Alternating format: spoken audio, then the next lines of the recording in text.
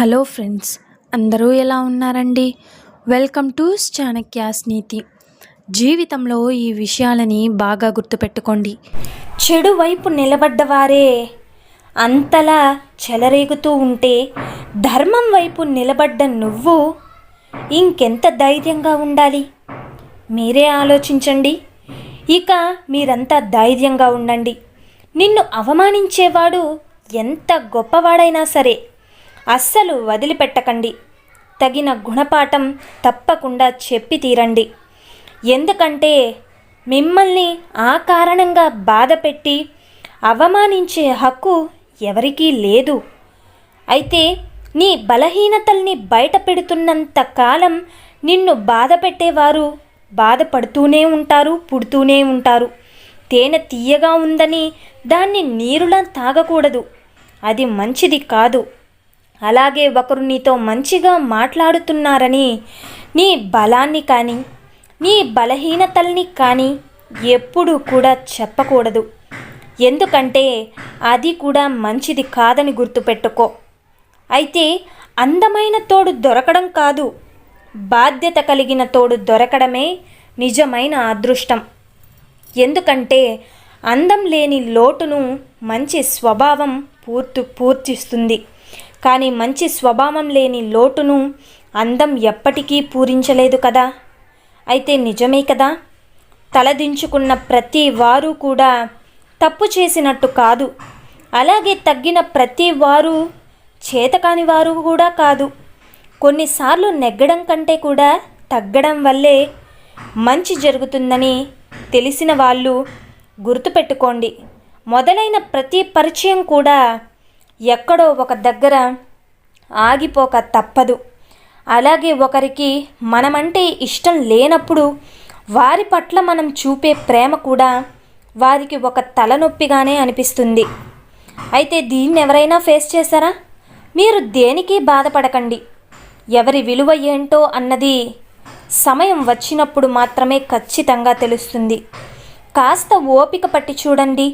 కొన్ని పరిచయాలు అలాగే కొన్ని జ్ఞాపకాలు శాశ్వతం కాదు అని తెలిసినా కూడా వదులుకోలేనంతగా ప్రేమ పెంచుకోవడం మనసు చేసే మొదటి తప్పు.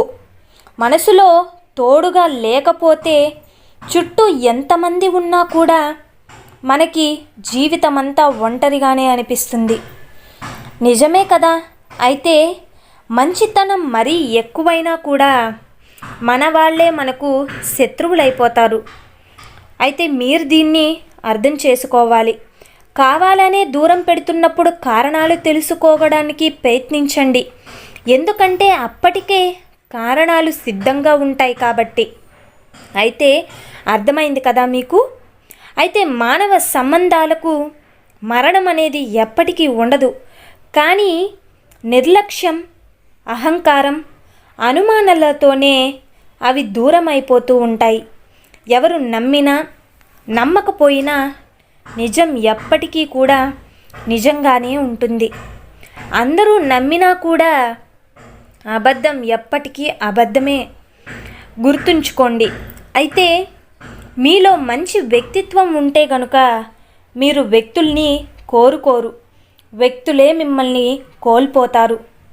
అర్థమైంది కదండి? అయితే నీతో అవసరం లేకుండా నిన్ను ఎవడూ ఇష్టపడడు.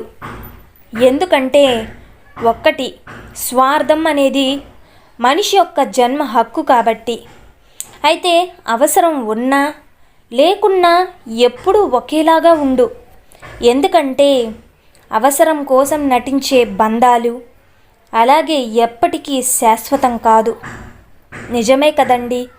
అలాగే బడబంతుడు కొట్టే దెబ్బనైనా కూడా తట్టుకుని నిలబడగలగడమే కానీ నమ్మినవాడు కొట్టే దెబ్బను మాత్రం తట్టుకుని నిలబడడం చాలా అంతకంటే సులభం అయితే అస్సలు కాదు, చాలా కష్టం. ఒక మంచి పుస్తకం ఎలాగైతే అర్థం కాదో మనకి, ఒక మంచి మనిషి కూడా అలాగే అర్థం కాడు. అయితే ఏదైనా సరే లోతుగా చదవాల్సిందే. అయితే ఒక్కటి గుర్తుపెట్టుకోండి, కొందరు ఒక మాట అంటే పడరు, కానీ వారు మాత్రం ఇంకొకరిని ఎన్ని మాటలైనా అని వాళ్ళ మనసుని బాధ పెడుతూ ఉంటారు. నిజమే కదా? వాళ్ళ వరకు వస్తే ఒక లెక్క, వేరొకరికి దగ్గరికి వస్తే ఇంకొకలా మాట్లాడతారు. అలాంటి వారికి దూరంగా ఉండడమే మంచిది. జీవితం ప్రశాంతంగా ఉండిపోతుంది. నమ్మకం అనే పదం వింటేనే చాలామందికి నవ్వొస్తుంటుంది. అవును కదండి. ఎందుకంటే మన అనుకున్న వాళ్ళే ఆ పదానికి అర్థం లేకుండా చేస్తూ ఉంటే నవ్వు రాకుండా ఇంకేం వస్తుంది? అయితే మట్టి కలిపితే ఇటుకగా మారుతుంది. అలాగే ఇక ఇటుకలన్నీ కలిపితే ఒక గోడలా మారుతుంది. మరి గోడలన్నీ కలిపితే ఒక భవనంలో మారుతుంది. నిజమే కదా?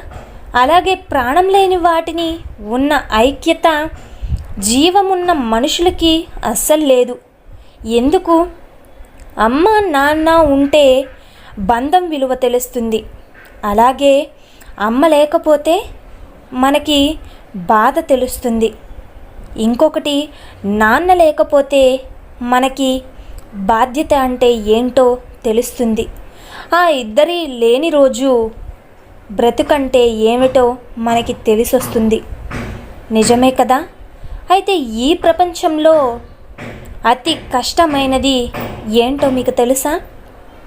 మనం సంతోషంగా ఉన్నాము అని అవతలి వాళ్ళని నమ్మేటట్టు చేయడమే. నిజమే కదా? అయితే ప్రతి చోట ఆలోచించడం ఎంత అవసరమో, అయితే ప్రతి చోట నేర్చుకోవడం కూడా అంతకంటే ఎక్కువ అవసరం ఉంది. అయితే బాధ్యతలన్నీ గుర్తు చేసి మనల్ని బాగు చేసే భయం అయితే ఖచ్చితంగా మనకు అవసరమే. చెప్పేవాళ్ళు లేక చెడిపోవడం దురదృష్టం. ఇక చెప్పేవాళ్ళు ఉండి కూడా మారకపోవడం, చెడిపోవడం మూర్ఖత్వం. నిజమే కదా? అయితే కాళ్ళని ఆశీర్వాదం కోసం ముట్టుకుంటాం, అవునా? తల వంచితే తప్పేం కాదు. మన అనుకున్న దగ్గర మమకారం ఉండాలే కానీ అహంకారం కాదు. అది అస్సలే ఉండకూడదు. గుర్తుపెట్టుకోండి. సో చూశారు కదండి ఇవాళ వీడియో. ఈ వీడియో మీకు నచ్చిందని అనుకుంటున్నాను. నచ్చితే చిన్న లైక్ చేయండి.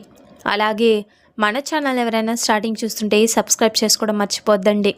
ఇలాంటి చాణక్య నీతి మరిన్ని మోటివేషనల్ వీడియోస్ మీకు నోటిఫికేషన్ రూపంలో రావాలంటే పక్కనున్న బెల్ సింబల్ని క్లిక్ చేయండి. అలా చేస్తే నేను పెట్టే ప్రతి వీడియో మీకు నోటిఫికేషన్ రూపంలో వస్తుంది.